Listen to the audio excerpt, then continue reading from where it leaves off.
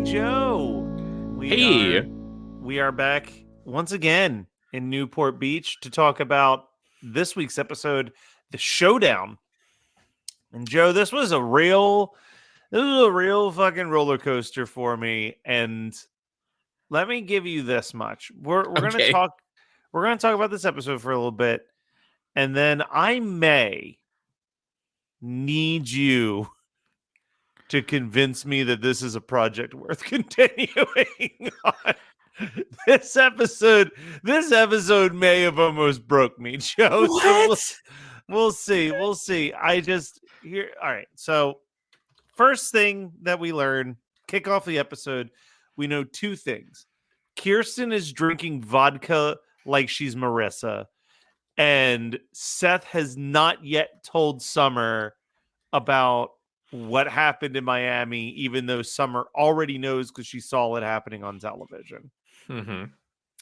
Then we get into the da da ba ba da ba da da ba da da, like get into California, and we jump into the things that are happening after last week's sexual assault, and Yeah. it creates this really weird dynamic the entire episode Mm-hmm. because you've got Seth and Zach fighting over Summer, and it's Mm-hmm. played up as this kind of comical, like dumb rivalry, Kooky, quirky.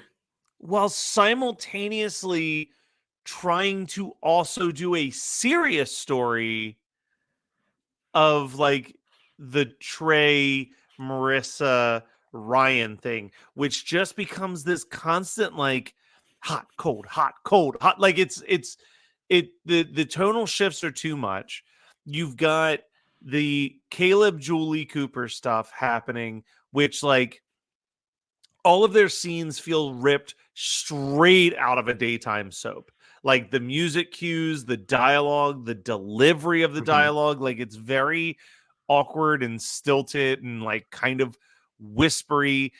And then you've got this like, have we really spent an entire season doing the marriage crisis of Kirsten and Sandy subplot that is still happening? And it's just like, it's so much story, Joe. But like, I don't like the Kirsten and Sandy stuff. I definitely am icked out by the Trey stuff. Like, oh man, I think at one point I wrote down I'd like this show so much more if it was just Summer. Yes, Just it's called The OC Summer. yeah.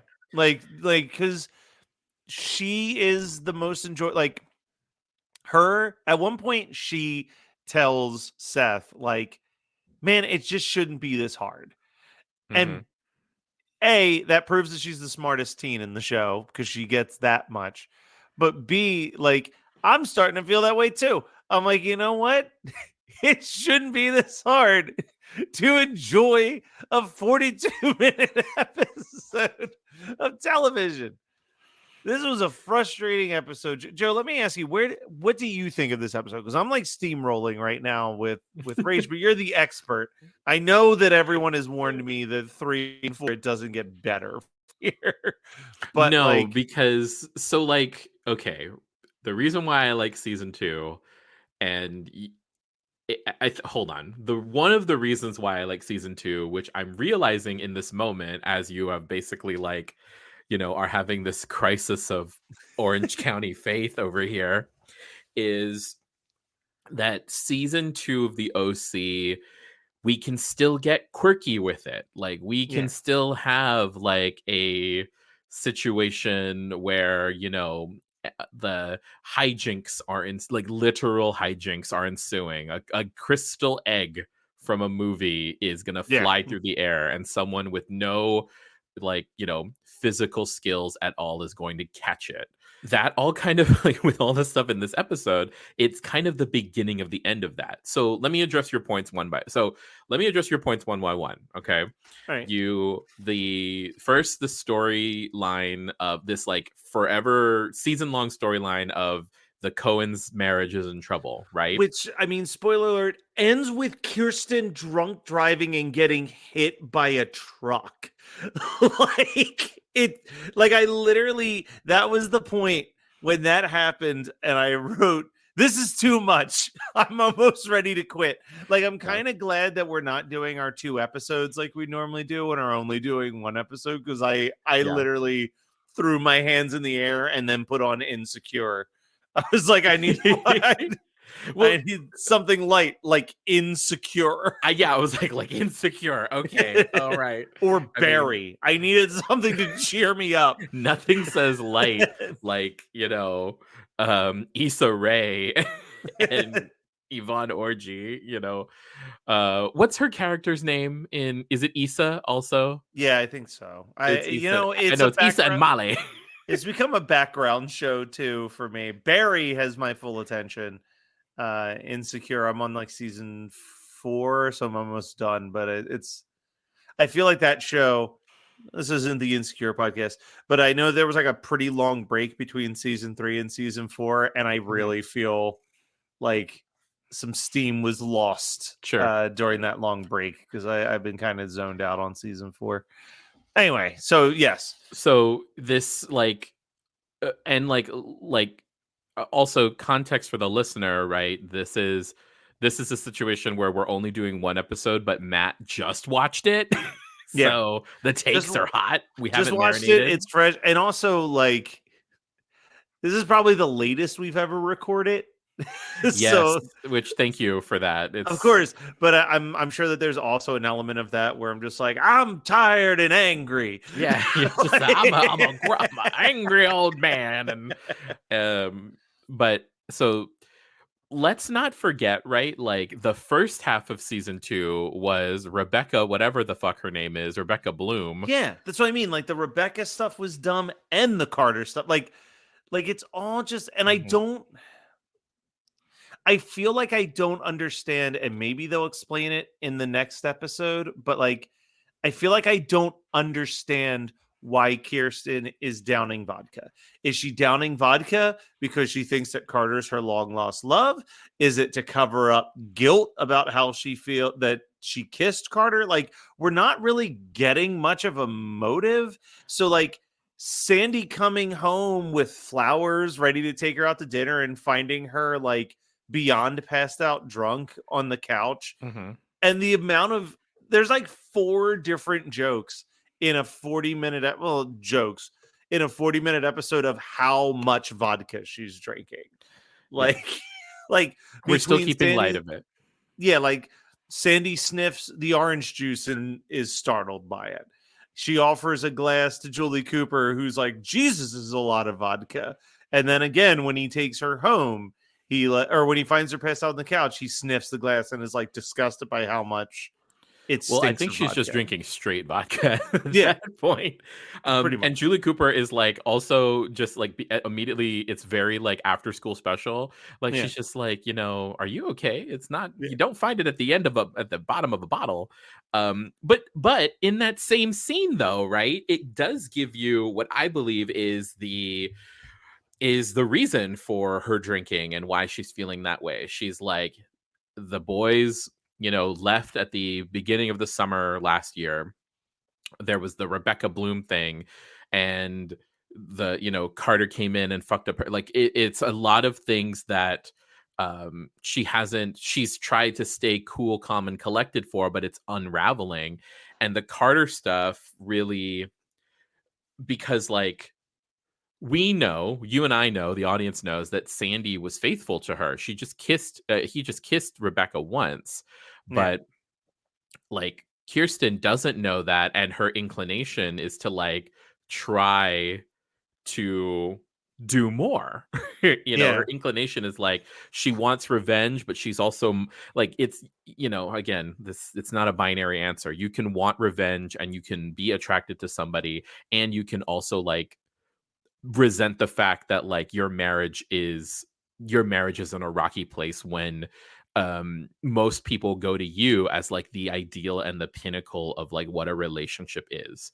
So it's her crisis of faith, and she's a fucking wasp, right? So she's gonna drink like I also feel like this episode, most of the OC, in retrospect, I'm not sure if you've picked this up as much as I have. Mhm, And this isn't just this show. This is the early 2000s in general. It's mhm. a very anti-therapy and counseling show. You know what I Yes, mean? yes. Like we have a line where like Caleb's like, I don't think that me sitting on a couch complaining about my problems is a way to fix something. And Mhm, like Kirsten and Sandy stuff could be so easily fixed by like just one therapy session, like a group mhm. therapy session. In fact, the only time that we see a character go to therapy, it's Marissa, and she walks away with a brand new sociopath. Yes.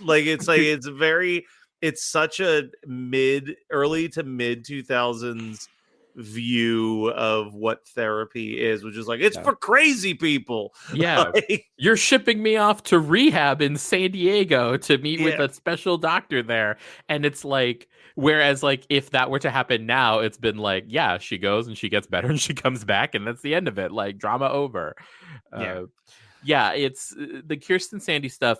I hate. That's the main thing that I hate this season, is because they're fucking with magic, and I feel like now modern audiences kind of see right through the will they won't they, that you gotta like, you know, you gotta give people what it is that they're looking for. yeah. So that's the Kirsten Sandy stuff, right? That's the Kirsten Sandy stuff. I I'm not going to wanted, address the Seth and, you know, all of that stuff, because that's just like, I'm getting sick. I'm already exhausted. This is around the time that I get exhausted of the like, these people don't like, they're made for each other and they're just getting in their own way. but see, so that's my other. I guess that's my other argument is like, so with we'll tackle that next. So with the Zach Seth Summer thing, Mhm, this subplot, what's driving me nuts is that we are again. I'm stealing a Gilmore Guys phrase, but it's a mhm. great phrase. They Who's are being deaned? they're deaning two different people simultaneously. They're completely deaning everything about Zach. Mhm, Like Zach being like, dude, I'm a water polo player. We're not nice guys. Like, yeah, motherfucker, you've been a nice guy this entire season. And like also, I don't think that you're in the wrong. yeah, yeah, You didn't like you can think that Seth sucks and not have to be a dick. yeah, Because Seth sucks. Seth has fucked up. And like, yes, did he take advantage of the fact that he could see that their relationship was on a rocky ground when he came back? For sure. But like Seth sitting there acting like Zach did anything to specifically make Seth act the way that Seth acts. And yeah. he does not.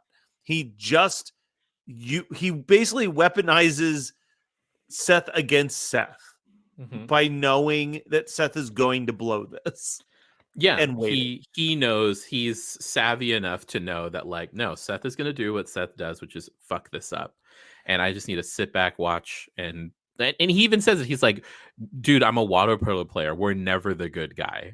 Yeah. And I I'm like, don't like that. wow. I don't like that line though, because I don't think that it's true to Zach whatsoever. But I also think that they kind of dean Reed, who just like out of nowhere is this like manipulative like Businesswoman. businesswoman. It's like a she's absolutely in the right. You signed a contract, you can't back out at that point. But then like the manipulating Summer into like agreeing to do like it's just like there's so many things in this episode Mhm. that I just think really stretched my suspension of disbelief on a lot of it. It really Sure.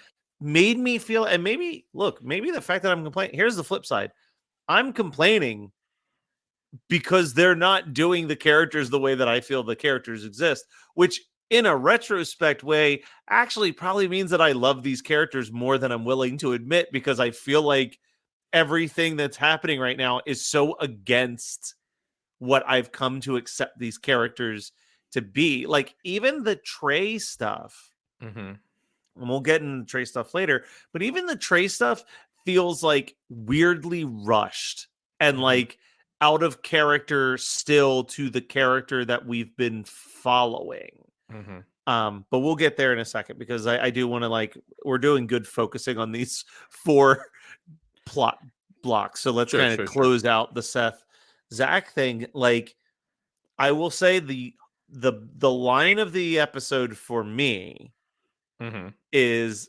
Summer decides that Reed is the source of all of the problems. That, like, Reed has fed Seth's ego and caused him to be an egomaniac. And now, like, Zach is a douchebag because she threatened to sue him if he tried to leave Mm-hmm. this comic book. And she shows up, and this is when Reed is sweet talking her and says, like, well, you're going to be the Nico. And Summer stares at her for a couple seconds and then says, Mm-hmm. I'm sorry, I don't really get references from before 1990. Hilarious line. Hilarious line. And then I did have to laugh when Seth is on stage basically reading his comic to a crowd of people. Describing it. Describing it, he goes, and he says, welcome to Atomic County, bitch. like it's the way that it is the only positive thing I'll say about this comic book subplot, because you know that this has also been like the bane of my existence for just being so stupid. But the way that it is folding into itself, where they're literally writing a comic book version of the show that we are currently watching, yes, is pretty funny. It's pretty witty. And I just want to throw a quick shout out, because very rarely do I quickly peg a small nobody bit actor. sure. But also in this subplot, Seth has some of the guys from the comic book club spying on Zach and Summer. Yeah. And I believe the character's name is Leon.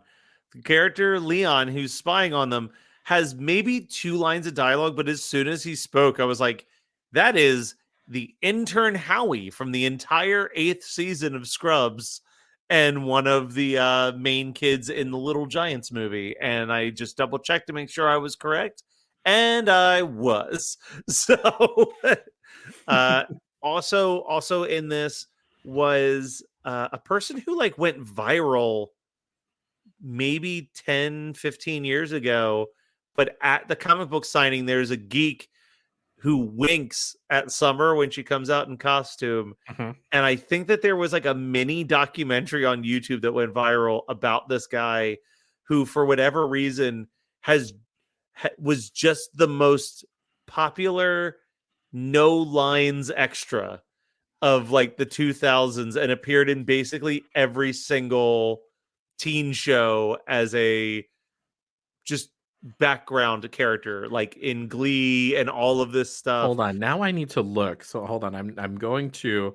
If you go into IMDb for the episode, it literally he's listed as he's an uncredited character that's just listed as comic fan winking. Yes, that guy. Yeah. Yes, he's in everything.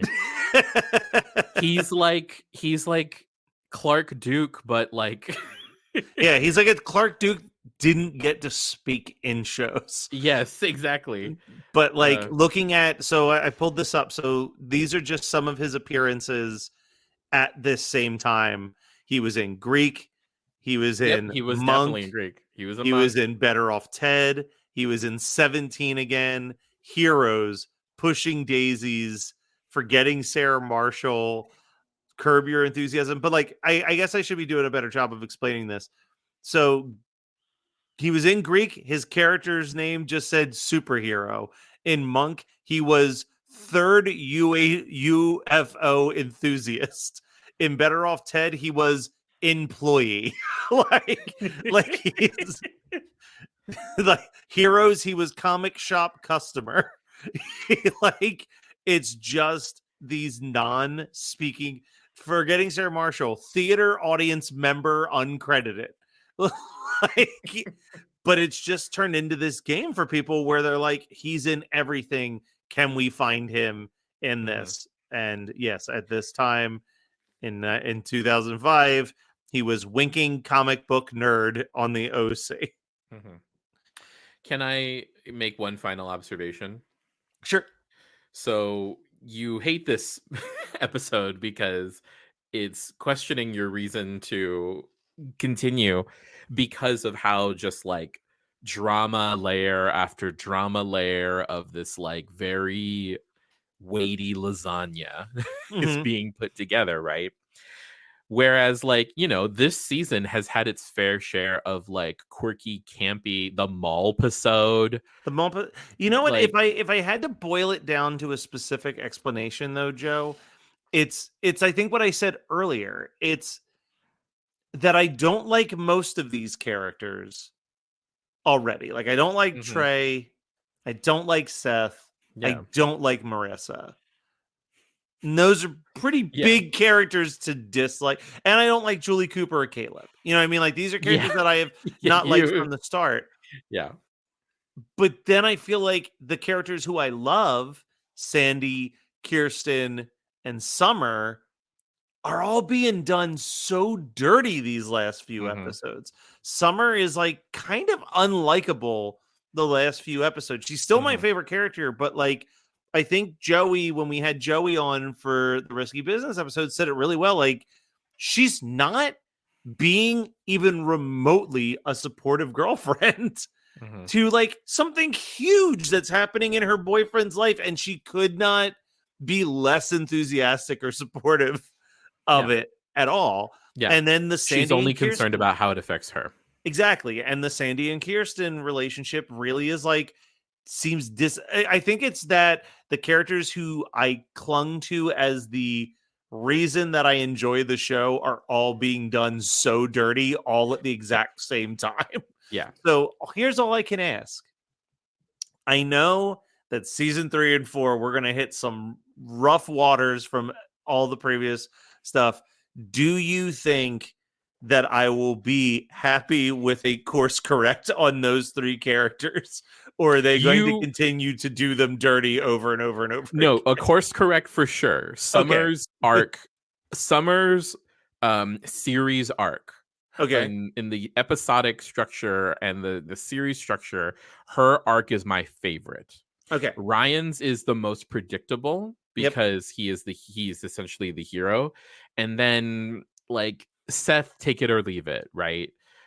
This whole episode is like when you it's like when you're maybe I'm gonna speak a little bit too much about myself, but like it's that thing where like you don't have sex for a long time, and then all of a sudden you get real horned, and then you're just like bam bam bam bam bam bam bam. That's what this is. Like this is like there hasn't been drama for a lot, like there So hasn't they're been just down. serious drama, and now all the drama is happening, and it's like bam bam bam bam bam bam bam bam bam bam. Like yeah, Because I think it's I'm it's a also whole thing. watching this. You gave me a spoiler earlier in this Hmm. season that Caleb dies. So I'm sitting here waiting for the death of Caleb. I know that Trey doesn't make it to the end of this season.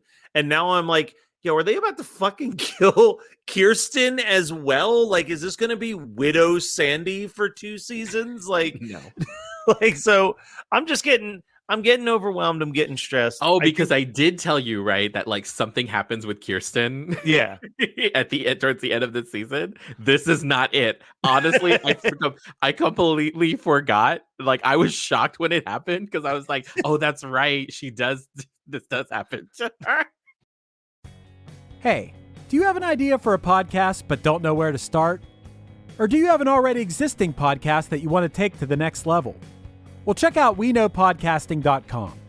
From concept development to theme music to editing to logos, WeKnowPodcasting.com is a one-stop shop for all things pod. Don't hesitate to hit us up. We're very nice. I mean, the I think the thing I have the least to talk about of the 4 subplots or the 4 individual plots right now Mhm. is the Ryan, Trey, and Marissa one, just because like it's a whole lot of nothing this episode. Like it's just I feel like it's the same scene 3 times. It's after school special, like Yeah. it's like what's the name of that? Oh my god, please look it up as I say it. It's Fred Savage and Candace Cameron Bure. I think it's like No One Would Tell. It's a Lifetime movie where like Fred Savage is a high school wrestler, and he like abuses his girlfriend Candace Cameron Bure and then ends up like killing her and throwing her body in the lake. Jesus. I Yeah, think no he's the one would dad. tell. No one would tell a teen crime drama television film based on the true story of a 14-year-old Amy, etc., who was physically abused and murdered by her 16-year-old boyfriend, Jamie Fuller. Yeah, and so A he remake debuted on Lifetime September 16th, 2018. yikes. Oh god. Oh man, I have to watch that. But the reason why is because I say that is because it's like the same thing. It's like, so she is having these flashbacks, and like the first time it's believable. As it keeps happening, it's like, girl, this is the acting is a little overwrought, and it's a little too after school specially. But again, like I say that with like the fact that this is literally like a very ripped from the headlines kind of thing. You know what I mean? Like this is Yeah. what people who have essay experience, who have essay in their like life lived experience, this is what they go through. I think here's the compliment that I am actually going to give. I think the scene where her and Ryan are kissing and she's having PTSD is actually very well handled and like drives the point across without being too like ham-fisted. Yeah. My problem is like I'm not going to victim blame. I'm not going to sit here and be like, why haven't you told Ryan? I understand that. I just am like, why? I feel like we've had the same. I feel like the same Trey shows up at school. Marissa comes up with excuse to leave school plot happened 3 times in a 40-minute episode. Yeah. And I was just like, there has to be like, it just, there was a certain point where I'm like, this feels like filler. I'm curious to see because a lot of people wanted to talk about next week's episode. Like a lot of people. It's like As this is one the that one they I were want to talk about. Yeah, like, and I don't believe that that's the one with Trey. I think that's the following episode. It's the end of this whole The season. this penultimate episode's pretty. It leans into some soap opera shit. Like you thought Okay. this episode was bad. Like, I mean, it's But people are excited about that one, which makes me Yeah. think that something big has to happen around there too. That has made like so many people excited to talk about it. But like, I felt like they rushed a bunch of stuff and then it felt like there was spinning wheels. And dear Lord, like this character of Kelly, I believe, is that the girl's name that is like fucking Troy? Trey is fucking Trey. Oh yeah, the one where like they're turning her into like I really hate the portrayal of her being this like Jezebel, like Yeah, loose woman. everything. I'm like, who is this girl who's just always at his house giving him drugs and having like it just doesn't nothing makes sense with her character motivation. Like that was like again, like I feel like I'm being hard on this show when I don't need to be hard on this show. But we are It's hard on the ones that we love, Matt. I think it's just that there's so much stuff where I'm like, why? Like, why? Like, you've given me no reason for why this character is the way that this character is. It's frustrating. But I mean, whatever. We know, at least I know how this ends. And I think I know how the last story we need to talk about ends. The Caleb and Julie. I'm still like, so Julie and Lance are going to kill Caleb. Is it so she gets the house? Like, is that where we're going? That feels like it might be where we're going, Joe. How did she not see this divorce coming? Like, oh, I know. When she shows up to the restaurant and like the process server is like, It's like, I don't know, I don't know what the contents is. And I'm like, girl, you've been rich for a little bit. You know what it's like when someone gets served papers. You served Jimmy divorce papers, bitch. Like, Yeah. It's like, I think I literally wrote, she's so late to the party about finding out that she's getting divorced. Like, it's insane. yeah. Caleb is such a dick in this episode. Yeah. When she like makes the eggs Benedict, and he's just like, "Oh, so you spent 2 hours giving a man with a heart condition eggs Benedict. Like, what's next? Ribs? What are you gonna get?" Like, Yeah, deep fried ribs or, he's so cold towards her. And then when you find out that he's literally been having people following her since the beginning, and he knows every fucked up thing since that she's Luke. done since Luke. I did have to chuckle when he goes, I mean, sleeping with your daughter's boyfriend, and she goes, ex-boyfriend. Yeah. Like, It's not bad because it's the ex, but Yeah. He's also uh, in high school. yeah. At best is 18, maybe. Mhm. Like, but probably not. More likely 17. Like, yeah. What a show, Joe. What a show. And I guess we'll just have to see what I think about it next week. Oh, But we got to talk about some music. A lot of songs on this one. yeah. So The we drama and the music were and the brought. music. I will say, didn't know any of the. I knew one of these artists. so You're like, it's a pop punk artist from the 2000s. I don't know, and they're all in this episode. Yeah, basically. As Seth is telling Summer what happened in Miami, you're hearing the song "But Then Again No" by the Shout Out Louds. Mm-hmm. When Seth and Zach meet with Reed, we're hearing "Hey Scenesters" by the Cribs. When Ryan talks to Jess about who's Jess? What was I at? I think Jess is the girl. Jess is the girl. Jess is Yeah. the girl. Okay. I was like, I thought her name was Kelly. Okay, yes, Jess is the girl. When Ryan talks to Jess about Trey, The Party's Crashing Us of Montreal is playing.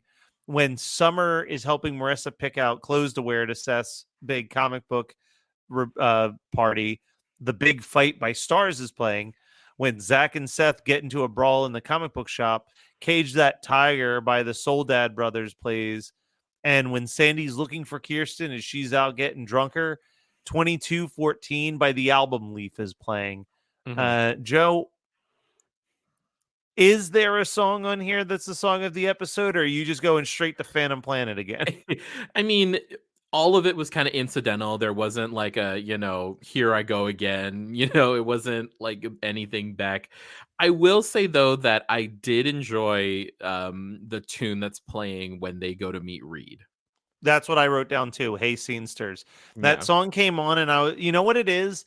It has that Strokes type vibe of like drony guitar riff and like kind of megaphony distorted vocal thing that I just fucking ate up in the early 2000s. Yeah. I loved that vibe. Man, it's been a while. It's rare that we both agree. I know, and we both agree on an episode that doesn't really have bangers. No, not at all. It was just what was the one that sounded the best to us. Well, we've got one last thing to do real quick, Joe. And it's a thing that we both love doing, talking about pop culture. Yeah. I'll go first and I'll be quick. Okay. And then I guess you'll talk about Matt Rogers for the 5th time or something. But you're funny. This show didn't get nearly enough attention, I think, when it came out. I think when it was released, it literally came out the week that the strikes started. Mm-hmm. So no one was really promoting it. I think everyone expected it to be bad, and then we're like, oh, this is actually shockingly good. On Peacock, the Twisted Metal TV series was so much more fun than it had any right being. I played Twisted Metal 2 a lot in middle school. It was definitely one of the going over friends for a sleepover game that was easy to pick up and play. I didn't even know that there was really a plot line to those games until very recently. But I will say that the direction that they went with this is cool. It's creepy. It's weird. There's an episode, I want to say it's episode 7, that's kind of like your origin story for the character of Sweet Tooth, who's like the character that people connect with Twisted Metal, voiced by Will Arnett, and like the body is just a wrestler from that I'm familiar with, a guy named Samoan Joe is the body wearing the costume, and then Will Arnett provides the voice behind the mask. But that episode literally could be up there as like one of the best horror shorts that I've ever watched. It's such Interesting. a well handled, gave me a lot of Nope vibes. Like it reminded me of elements of probably my favorite plot line in the movie Nope, done as like a character background. So just recommending the Twisted Metal series, 10 episodes, 25 minutes a piece or whatever. It's definitely like a quick afternoon watch. Well, it's an all day watch, but rainy Sunday, knock them all out type thing. Okay. How Fun fact about that show is that I had literally seen the advertisements for it on Peacock, and I was like, "What the fuck is this? I have no idea what this is." It's like Anthony Mackie and Stephanie Beatrice. I was like, Stephanie Beatrice got like Disney money. She's Maribel. What the fuck is she doing this shit? And I had no idea. I also have no context. I didn't know it was a game. Like I didn't know it was a video game before. And then that was over the weekend. And then like a couple days later, I went to trivia night. And we ended up like getting ahead and ultimately winning because I knew the answer to. I was like, "Oh my god, I just saw the trailer for this. It's like there's cars and the guy, one of my guys on my team, he hadn't seen it yet, but he's like, "Oh my god, yeah, it's Twisted Metal. I think that's it." All right, Joe, what is your pop culture thing? The day before Thanksgiving, Wednesday night, I went with my friends Christian and Ashley. Ashley's been on my other show before, to watch a movie, and it was 2.5 hours long, and I felt none of it because I was so riveted the entire time. That movie, directed and written by Academy Award winner Emerald Fennell, is Saltburn. Okay. And Saltburn, it is the quintessential example of a thriller. And Matt will know this. horror fans know this, is that like thriller is what non-horror fans describe horror movies as when they like them.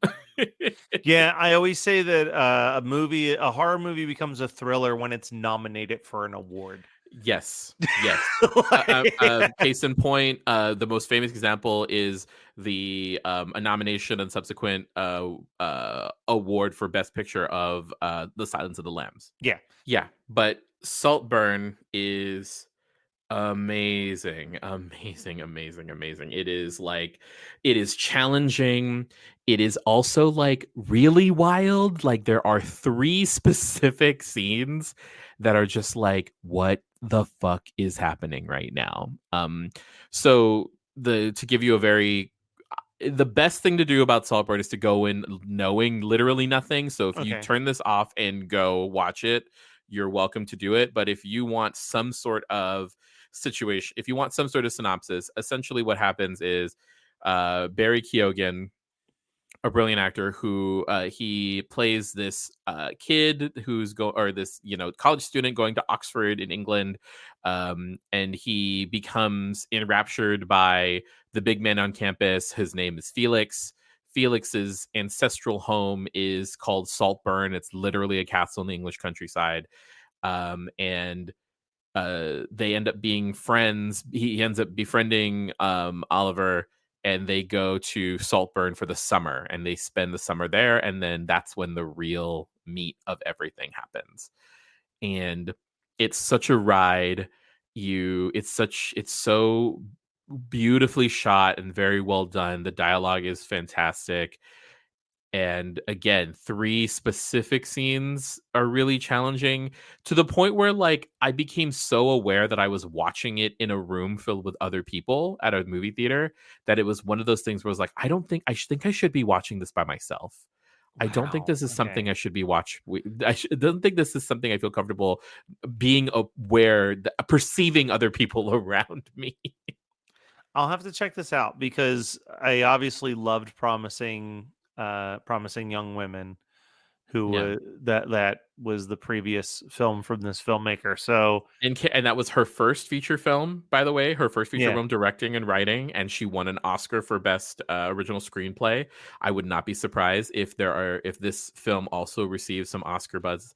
I was very also happy with myself that I've reached the point in my growth as a gay man that of the principal cast members who are playing beautiful people on the screen, the one that I was the most attracted to was the one who is the most queer coded, who is actually queer. there you go. Look at that. Which I was like, yes, like in the movie. I don't know if he is in real life, but in the movie, it's like Archie Madekwe who is playing I didn't realize this. He has 2 movies out this summer. He's the main guy in Gran Turismo. Oh, did that ever come out? Yeah, it did. I mean, it came out during Hot Strike Summer, so Yeah, I was gonna say. I guess that was one of those ones that just kind of, due No to the one- circumstances, got yeah. no promotion about it being released. I watched a lot of TV too over the holiday break, the Thanksgiving break, and I got to tell you, I'm ready for I'm ready to finish this season with something. Well, Joe, you convinced me. I'm not running. We've come this far. We're past the halfway point. Next week, Joe, will be episode 50. So, Dang, we've been doing this a long time. we've been doing this a long time. So we will see All what year, in fact. happens on the next OC episode.